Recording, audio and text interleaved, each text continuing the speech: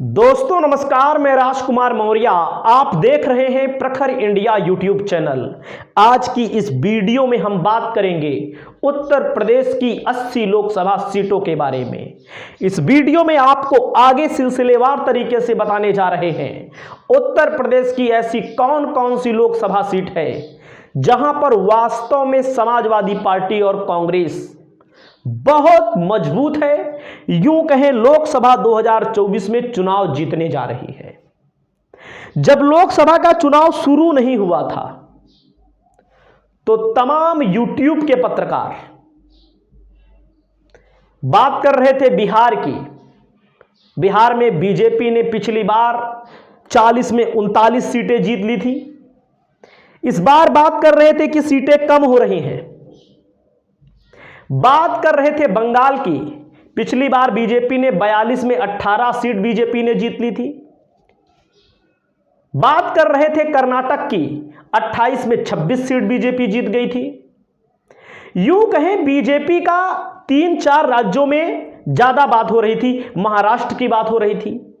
लेकिन जैसे 2 चरणों का चुनाव समाप्त हुआ, समाजवादी पार्टी ने अपने सभी प्रत्याशियों का ऐलान किया, वैसे मामला पलटता हुआ दिखाई दिया और वास्तव में मामला पलट चुका है।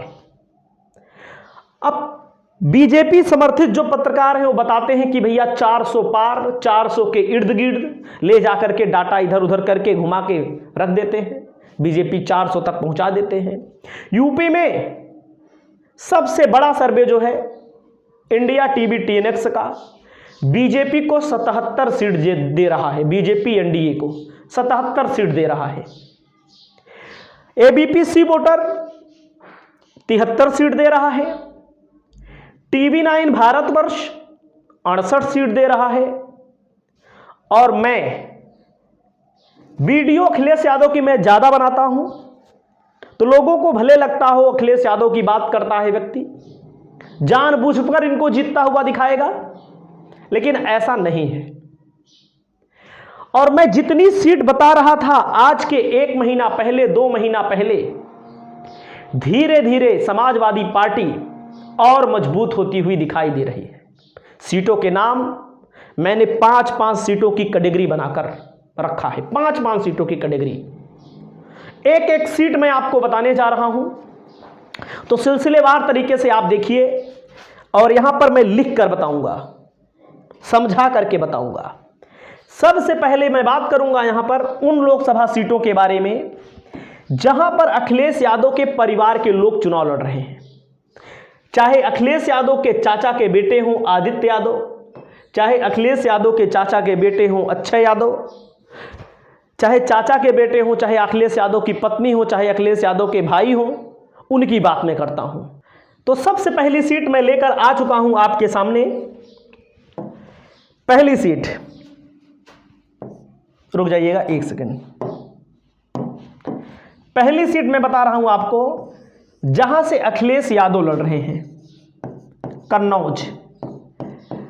यहां पर मैं बता रहा हूं कन्नौज की सीट, जैसे कौन बनेगा करोड़पति में बोला जाता है अमिताभ बच्चन के द्वारा, 4 क्वेश्चनों में उत्तर देने वाला व्यक्ति, करोड़पति खेलने वाला व्यक्ति बोलता है उत्तर सही कर दूं, मतलब जो बोल देता है, तो अमिताभ बच्चन कहते हैं लॉक कर दूं। तो आप ये सीट मान लीजिए अखिलेश यादव के लिए लॉक कर दीजिए। कोई भी बड़ा नेता चुनाव लड़ेगा, हारने वाले चुनाव हारे हैं, अटल बिहारी वाजपेयी चुनाव हारे हैं, ममता बनर्जी विधानसभा का चुनाव हारी हैं, धर्मेंद्र यादव चुनाव हारे हैं उत्तर प्रदेश में। तो आप समझ सकते हैं काशीराम जी चुनाव हारे हैं। कन्नौज की लोकसभा सीट, अब ये जान लीजिए अखिलेश यादव के नाम लॉक हो चुकी है। इस पर मैं डाटा जब निकाल रहा था तो इसमें लग रहा था हमको कि अखिलेश यादव के स्थान पे कोई लड़ेगा। मैंने अपने वीडियो के माध्यम से बताया था सीट फंस सकती है, लेकिन अब सीटें नहीं फंसेगी। 1 सीट इसको आप मान लीजिए। अगली सीट है, इनकी पत्नी चुनाव लड़ रही हैं मैनपुरी से, डिंपल यादव। डिंपल यादव की जो सीट है मैनपुरी, वहां पर जीत हार का मामला नहीं है, वहां जीती गई सीट है, वहां पर अंतर के लिए बीजेपी लड़ेगी कि इनका अंतर कितना कम कर दूं। समाजवादी पार्टी लड़ेगी कि भारतीय जनता पार्टी से कितना ज्यादा मार्जिन से चुनाव हम जीत दें। अभी उपचुनाव हुआ था, समाजवादी पार्टी यहां जीती थी 2,88,000 वोट से, और अब की बार लगभग हमको लगता है कम से कम 3 लाख का मार्जिन रहेगा यहां पर। बहरहाल जो भी हो, सीटें निकाल लेंगे, इसमें आप अगर कोई शक करता है इसमें भी तो गलत है। अगली सीट है आजमगढ़।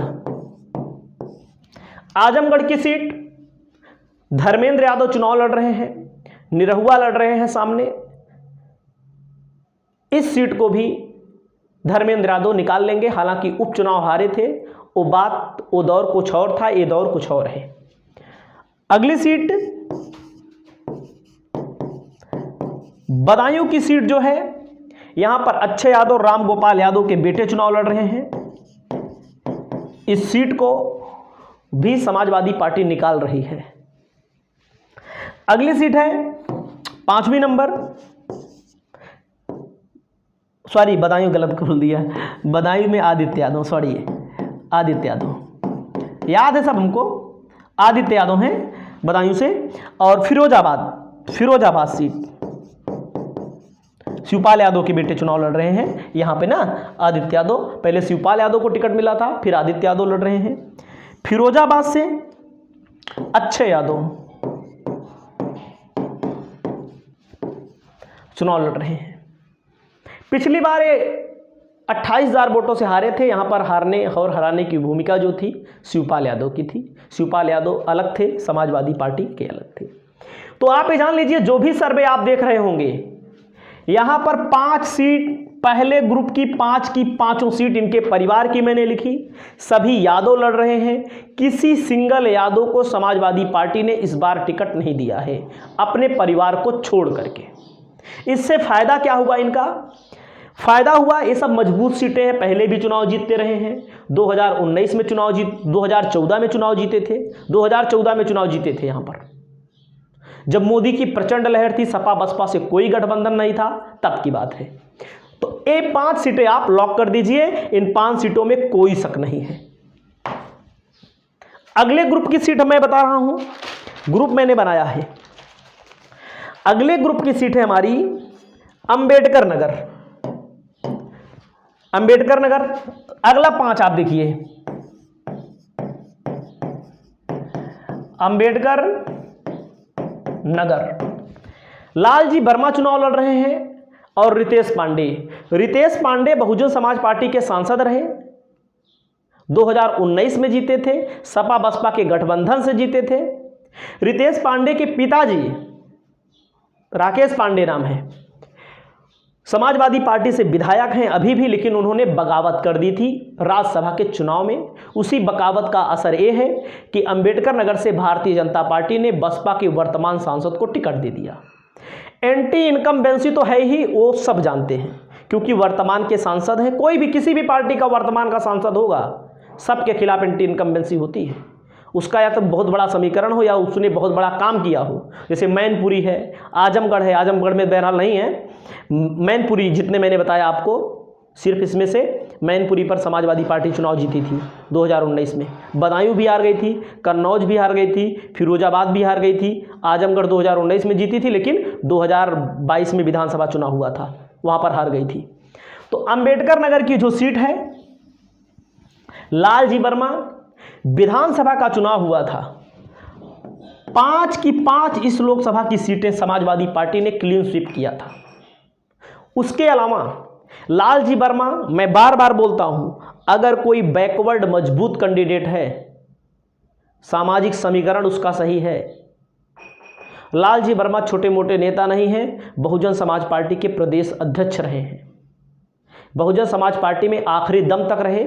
लेकिन जब बहुजन समाज पार्टी 2022 की विधानसभा चुनाव पहले आए थे, तो आप समझ सकते हैं 5-6 बार के विधायक हैं। तो लालजी वर्मा इस अंबेडकर नगर की सीट पर चुनाव जीत रहे हैं। अगली सीट है 7वीं सीट, गाजीपुर की सीट। गाजीपुर से अफजाल अंसारी। अफजाल अंसारी चुनाव जीत रहे हैं, ये सब जानते हैं। समाजवादी पार्टी भी जानती है, बीजेपी भी जानती है, आरएसएस भी जानता है, अंधभक्त भी जानते हैं। 7वीं सीट।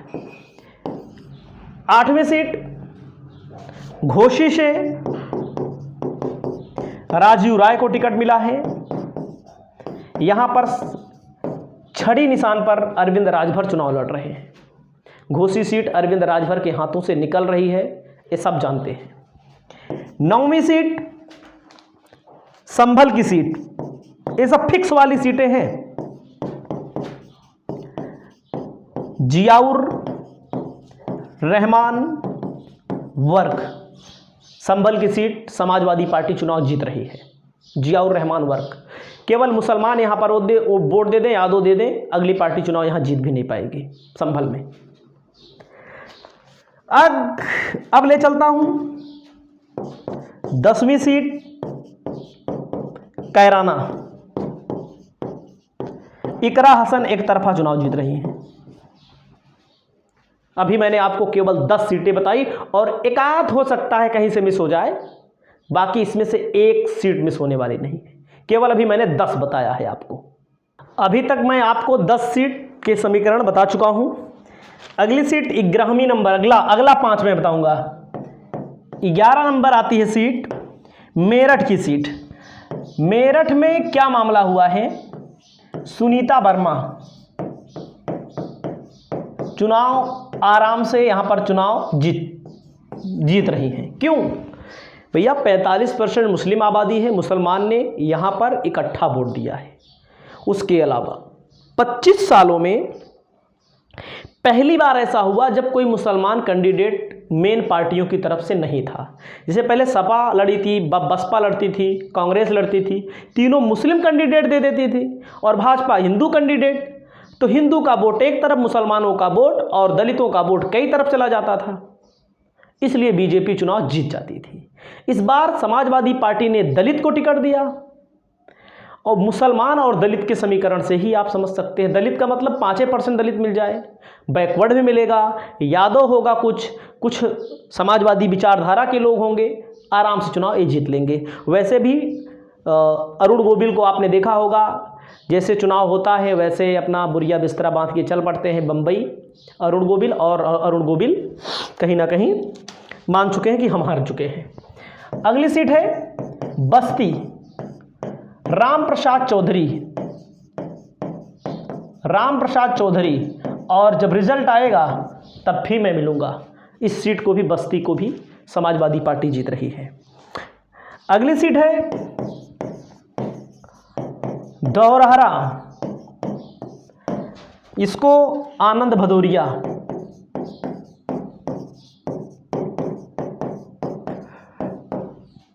अगली सीट है फर्रुखाबाद,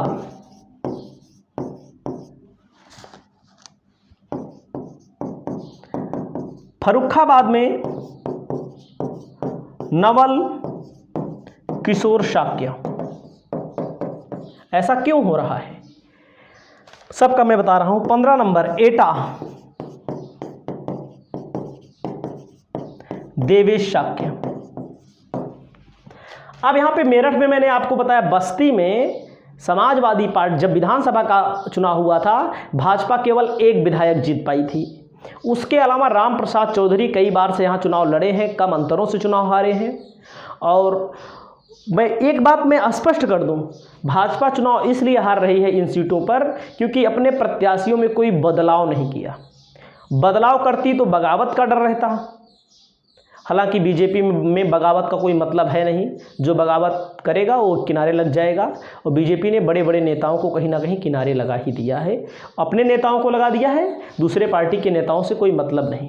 आप समझ सकते हैं, राम प्रसाद चौधरी चुनाव जीत रहे हैं, धौरहरा से आनंद भदौरिया चुनाव जीत रहे हैं, फर्रुखाबाद से नवल किशोर शाक्य। इस सीट पर शाक्य, यादव, मुसलमान बस बहुत है, चुनाव जीत लिए, और शाक्य पूरा वोट देगा, भाजपा को वोट नहीं जाएगा। 2-4% चला जाए, 1-2% चला जाए वो बात अलग है। उसके अलावा एटा की सीट भी यही कहानी कहती है, शाक्य यादव और मुसलमान, 3 बिरादरी। इसमें से हो सकता है एक आध सीट इधर से उधर हो जाए, एक आध हो जाए, भाई चुनाव है, चुनाव में कुछ भी हो सकता है।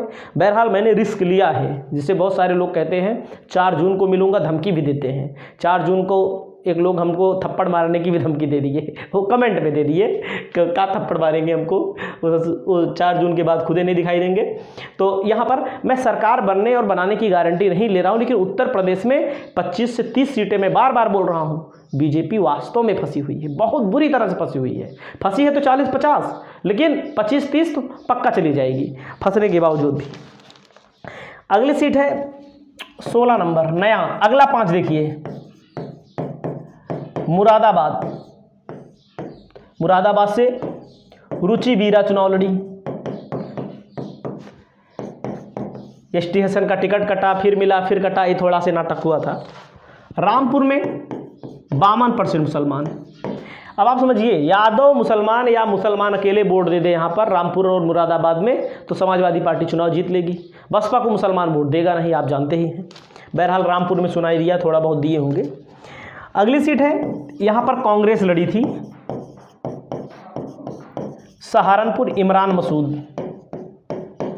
इमरान मसूद बहुत मजबूत नेता हैं इस इलाके के। अगली सीट है, यहाँ पर भी कांग्रेस लड़ी थी, लड़ रही है, बाराबंकी, तनुज पुनिया। 20 नंबर, आंवला।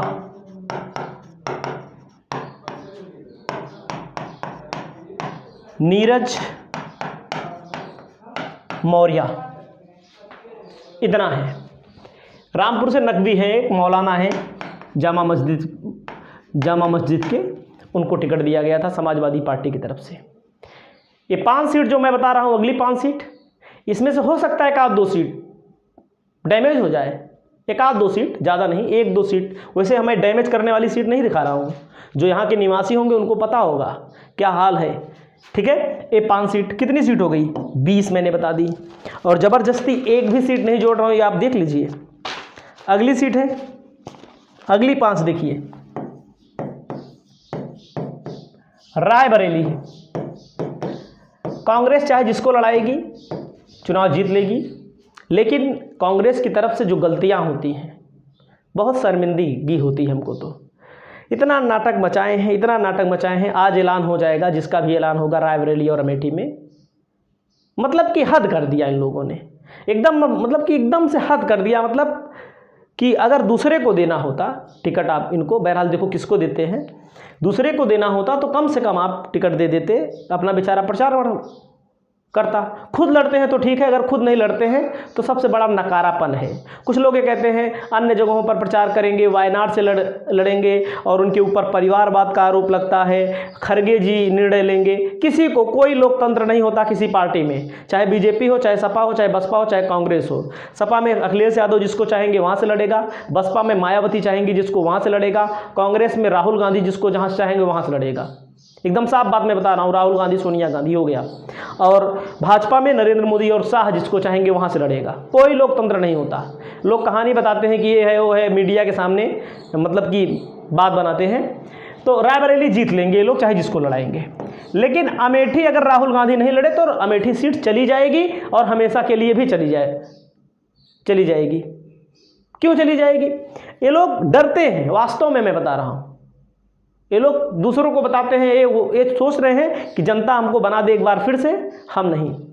अखिलेश यादव, तेजस्वी यादव, हेमंत सोरेन, केजरीवाल की वजह से चाहे जो जीत जाएं, बाकी कांग्रेस में दम नहीं रह गया है। ये बात सत्य है। खुद आप देखिए, जहां पर मध्य प्रदेश में सूफड़ा साफ कर देती है बीजेपी, पता नहीं कौन सा चुनाव ये लोग लड़ते हैं। चलो हार जाओ, कोई बात नहीं, कम से कम उसकी आधी तो सीट आनी चाहिए। 1/4 सीट आती है इन लोगों की। गुजरात में सूफड़ा साफ हो जाता है इन लोगों का। ये सब अमेठी मैंने नहीं लिया है, राहुल गांधी लड़ेंगे तो ले लेना, नहीं बाकी छोड़ देना। अगली सीट है जौनपुर, बाबू सिंह कुशवाहा। बाबू सिंह कुशवाहा जौनपुर लड़ेंगे भी, जीतेंगे भी। बहुत सारे लोग कह रहे हैं धनंजय सिंह चुनाव नहीं जीत पाएंगे।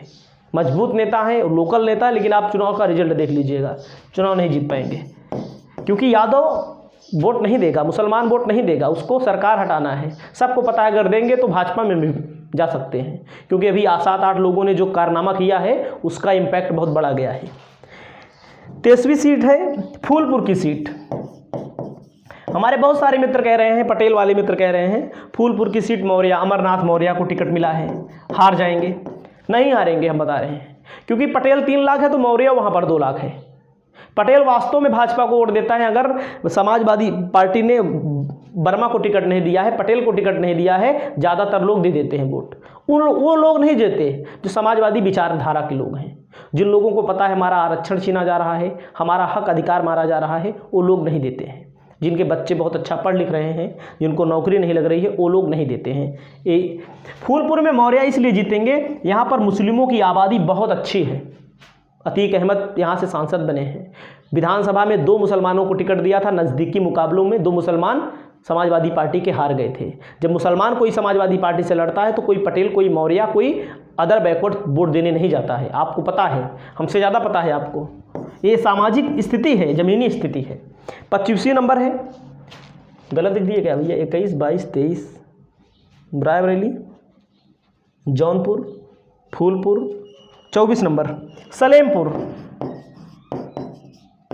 सलेमपुर में रमाशंकर राजभर चुनाव लड़ रहे हैं। सलेमपुर भी बीजेपी चुनाव हार रही है।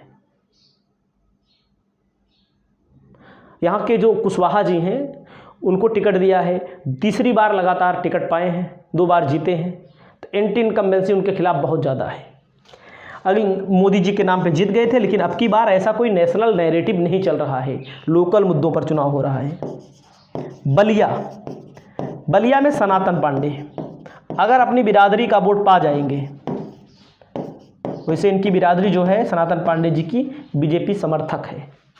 बीजेपी समर्थक हमेशा बीजेपी को वोट देती है। लगातार 2014, 2017, 2019, 2022, 2024 में भी इनकी बिरादरी के लोग वोट देते हैं। अगर इनकी बिरादरी का वोट मिलेगा तभी जीतेंगे, नहीं हार जाएंगे, मैं पहले बता दे रहा हूँ आपको। इनमें से लूजिंग जो सीट है, 1 सीट है लूजिंग। सलेमपुर की सीट सबसे मजबूत है, भी हम आपको बता दें, सलेमपुर की सीट। अब 25 सीट मैंने आपको बता दिया। अगली 5 नंबर 26 नंबर श्रावस्ती की सीट। 27 नंबर श्रावस्ती से राम शिरोमणि वर्मा लड़ रहे हैं, एंटी इनकम्बेंसी है। वर्मा मुसलमान, यादव देंगे तो जीतेंगे, वैसे जीत भी सकते हैं, हार भी सकते हैं। बसपा के वर्तमान के सांसद, इनको टिकट दिया गया, 5 साल गायब रहे तो इनको टिकट दिया गया है। अगली सीट है बिजनौर, दीपक सैनी, बहुत कम उम्र है इनके पिताजी सांसद हैं, विधायक हैं, और सैनियों की आबादी 1.5 से 2 लाख बताई जाती है बिजनौर में। मुसलमानों की आबादी 45%, 100 आदमी में 45 आदमी बिजनौर में मुस्लिम है। मुसलमान और दीपक सैनी, अगर मुसलमानों का वोट गया होगा बसपा के खाते में तो मुश्किल होगी, नहीं तो ये सीट आराम से जीत जाएंगे। अगली सीट है 28 नंबर गोंडा। बहुत सारे लोगों को लग रहा है गोंडा उनका इलाका है, ब्रजभूषण शरण सिंह का। उनको कैसरगंज से सांसद हैं। गोंडा भी इलाका है, लेकिन गोंडा में कीर्तिवर्धन सिंह उर्फ राजा भैया लगातार चुनाव जीतते आ रहे हैं। और गोंडा में जो पॉपुलेशन है कुर्मी बाहुल्य क्षेत्र है। कुर्मी, यादव, मुस्लिम, मौर्य, अदर बैकवर्ड छोटी छोटी जातियाँ राजा भैया को, बड़े लोगों को वोट देना नहीं चाहती। इस कारण चुनाव जीत गए। 2014 में 19 में बीजेपी की प्रचंड लहर थी। इस बार लोकल मुद्दों पर चुनाव लड़ा जा रहा है, लोकल चुनाव होता जा रहा है, कोई नेशनल नैरेटिव नहीं सेट हो पाया है अभी तक। श्रेया वर्मा चुनाव जीतने की स्थिति में है। और अगली सीट है संत कबीर नगर। संत कबीर नगर, लक्ष्मीकांत पप्पू निषाद को टिकट मिला है, लक्ष्मीकांत पप्पू निषाद को। 30 नंबर डुमरियागंज। डुमरियागंज का हाल मैं आपको बताऊं, डुमरियागंज में कुशल तिवारी अपने पंडितों के बड़े नेता माने जाते हैं और दबंग नेता माने जाते हैं, पहली बात तो। और जो दबंग होता है, समाज में एक परसेप्शन है, चाहे सपा हो चाहे भाजपा हो, चाहे जहाँ दबंग नेताओं की जो बिरादरियाँ होती, चाहे जो नेता हो, उनकी बिरादरी के लोग ज़्यादा सपोर्ट करते हैं। तो इसमें से एक आध दो सीट लूजिंग है, एक आध दो सीट कोई भी आप समझ सकते हैं। डुमरियागंज सीट पर मैं आपको बता रहा हूँ लगभग 40 या 42% ऐसा कुछ है मुस्लिम आबादी है। यादव वोट दे देगा, मुसलमान वोट दे देगा, भाई साइकिल के नाते बैकवर्ड वोट दे देगा, ब्राह्मण वोट इसलिए देगा, केवल मैं बता रहा हूँ मजबूरी के कारण देगा। क्यों मजबूरी के कारण? क्योंकि कुशल तिवारी जो हैं, मैंने बताया बड़े नेता माने जाते हैं और बड़े नेता के अलावा दबंग नेता माने जाते हैं। इन सीटों में एक आध सीट हो सकता है लूजिंग में चली जाए, बाकी कोई सीट लूजिंग में नहीं जाएगी। संत कबीर नगर की सीट पिछली बार यादव बाहुल्य क्षेत्र है, यादव मुसलमान एक तरफ वोट दे दे, वैसे बसपा ने मुसलमान टिकट दिया है, शायद मुसलमान को टिकट दिया है बसपा ने, यादव मुसलमान दे दे यहाँ पर, और बसपा को वोट नहीं मिलेगा मुस्लिमों का, भले मुसलमान को टिकट वो दे रही है, क्योंकि ऐसे लोगों को टिकट मिल रहा है जिनको लोग जानते ही नहीं। हमारे यहाँ से पंडित जी को टिकट मिला है, उनके पिताजी भाजपा के नेता हैं, बेटा इतना दिन कोई एक्टिवेशन नहीं रहा, लेकिन अचानक से टिकट मिल गया। हम तो पहली बार नाम सुने, प्रथमेश मिश्रा, समझिए। तो ऐसे लोगों को टिकट दिया जा रहा है। संत कबीर नगर की सीट, ये सब सीटें सभी सीटें मजबूत हैं और यहाँ पर मुस्लिम यादवों की अच्छी खासी आबादी है। और संत कबीर नगर में निषाद लड़ रहे हैं, प्रवीण निषाद, उधर उनके खिलाफ एंटी इनकम्बेंसी बहुत ज़्यादा है। दिखा दिया मैंने आपको कितनी सीटें, 30 सीटें बहुत हैं। अब अगली सीट है बांदा की सीट है और अगली पक्की वाली सीट है लालगंज की सीट। समाजवादी पार्टी का गढ़ है, आजमगढ़ के जिले की ही ये सीट है, यादव बाहुल्य क्षेत्र है, समझ सकते हैं। 33 आजमगढ़ जिले में 10 विधानसभा सीटें हैं, 5 विधानसभा सीटों से आजमगढ़ लोकसभा, 5 विधानसभा सीटों से लालगंज लोकसभा सीट बनी है। 10 की 10 पर बीजेपी कोई विधायक नहीं जीता, बीजेपी के लिए हमेशा से दिक्कत रही है सीट। अगली सीट है प्रतापगढ़, संगम लाल गुप्ता यहाँ से भारतीय जनता पार्टी की तरफ से लड़ रहे हैं। स्थिति खराब है, देखिए जहाँ थोड़ी सी भी संभावना हो सकती है उसको मैंने बहुत पीछे रख दिया है। समाजवादी पार्टी यहाँ एक तरफा चुनाव जीत रही है, थोड़ी संभावना हो सकती है, लोकल हो सकता है, लोग ये भी कहते हैं ना ये हमारे गांव के हैं, चाहे सांसद से कभी का ना काम पड़े, चाहे सांसद गांव में रहते हो ना या ना रहते हो, शहर में आए या ना आए आपकी तरफ, लेकिन लोग ये बात करते हैं। तो यहाँ पर भी समाजवादी पार्टी चुनाव जीत रही है। 34 नंबर सीट राबर्ट्सनगंज, पिछली बार बहुत कम अंतर से राबर्ट्सनगंज अपना दल यस चुनाव जीती थी, इस बार अपना दल यस की मुश्किल होने वाली है, क्योंकि लगातार अगर कोई जीतता आ रहा है तो हारेगा जरूर एक दिन। बड़े नेता हैं जैसे अनुप्रिया पटेल लड़ेंगे, वो चुनाव जीत जाएंगे। मैं अनुप्रिया पटेल की बात नहीं करूंगा क्योंकि वो बड़ी नेता हैं कुर्मी समाज की इस समय।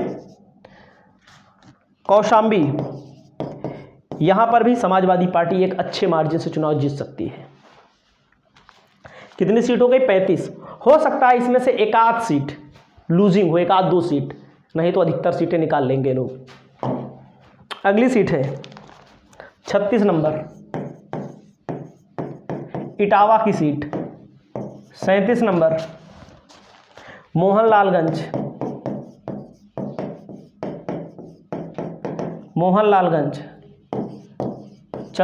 अगली सीट है सीतापुर,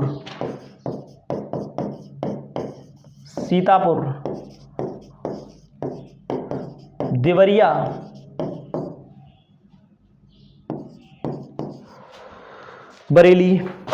बरेली में प्रवीण सिंह एरेन चुनाव लड़ रहे हैं। यहाँ 35% मुसलमान आबादी है, एक तरफा वोट बरेली में जाएगा मुसलमान का। बनिया वोट दे देगा, शायद बनिया है, चुनाव आराम से निकाल लेंगे। यादव होगा, अदर बैकवर्ड होगा, समाजवादी पार्टी। यहाँ पर भाजपा जीतती रही है, लेकिन बरेली में संतोष गंगवार का टिकट काटना बीजेपी के लिए मुसीबत बन सकता है। जो विधायकी का चुनाव नहीं जीत पाया उसको भारतीय जनता पार्टी ने लोकसभा का टिकट दे दिया है। संतोष गंगवार बड़े नेता हैं, इस इलाके के मजबूत नेता हैं, उनका टिकट भारतीय जनता पार्टी ने काट दिया। 8 बार के सांसद रहे हैं। देवरिया से लड़ रहे हैं अखिलेश प्रताप सिंह कांग्रेस के टिकट पर। सीतापुर से भी देखो, सीतापुर कैसे लिख रहा हूँ मैं, जब सपा कांग्रेस का गठबंधन है, विधानसभा चुनाव हुआ था तो कांग्रेस यहाँ पर कम थी, लेकिन सपा बहुत वोट पाई थी। अरे कहीं 1000 वोट से हारे हैं, कहीं 2000 वोट से हारे हैं, वो सब मैनेज हो जाता है बाद में। मोहनलालगंज और इटावा तो अखिलेश यादव का गढ़ ही रहा है। तो इतनी सीटें मैंने केवल अभी लिखी। अभी मैं जैसे सुल्तानपुर की सीट हो गई, उसको साफ साफ छोड़ दिया, जो जीत सकते हैं। मुजफ्फरनगर की सीट हो गई, उसको भी मैंने साफ साफ छोड़ दिया, ताकि यहाँ पर कोई दिक्कत मतलब अगर आती है, जैसे मैंने बोला है 25 से 30 सीट, जैसे मैंने अमरोहा की सीट छोड़ दिया, इलाहाबाद की सीट छोड़ दिया। अब आ जाइए आप, बहुत सीट छोड़ दिया मैंने, श्रावस्ती बताया, मिश्रिख की छोड़ दिया, अकबरपुर की छोड़ दिया, चंदौली, भदोही, बहराइच, मछली शहर छोड़ दिया, जो गोदी मीडिया बता रहा है हार रही, मछली शहर मैंने छोड़ दिया। तो आप समझ सकते हैं कैसरगंज में भी मामला पलट सकता है, ऐसा नहीं है कुछ नहीं हो सकता है। कैसरगंज में, फतेहपुर में विधानसभा का चुनाव अभी हुआ था, समाजवादी पार्टी बहुत कम वोटों के अंतर से चुनाव हारी है यहाँ पर। गोरखपुर तो मान लीजिए भाजपा ही जीतेगी। और ऐसे मैंने तमाम सीटों को छोड़ दिया है, जो मैं अपनी कॉपी में लिखा हूँ, ऐसा नहीं है, कॉपी में मैं लिखा हूँ, और ऐसे अंदाज के नहीं बताता हूँ कि कौन कौन जीत रहा है। मैं लगातार इस चीज़ में फीडबैक, झांसी की सीट छोड़ दिया मैंने, बागपत मान लीजिए कोई बात नहीं है, बागपत कोई, उन्नाव की सीट छोड़ दिया मैंने, कानपुर की सीट छोड़ दिया, अयोध्या की सीट छोड़ दिया, यानी फैजाबाद वाली सीट जहां जीतने की स्थिति में समाजवादी पार्टी। तो ऐसी तमाम सीटों को मैंने छोड़ दिया है जानबूझ करके, क्योंकि हमारा उद्देश्य केवल है 25 से 30 सीटों तक पहुंच जाएगी, हमारी बात सही होगी, हमारी वैल्यू बढ़ेगी। आपकी जो राय हो आप जरूर बताइएगा। नमस्कार।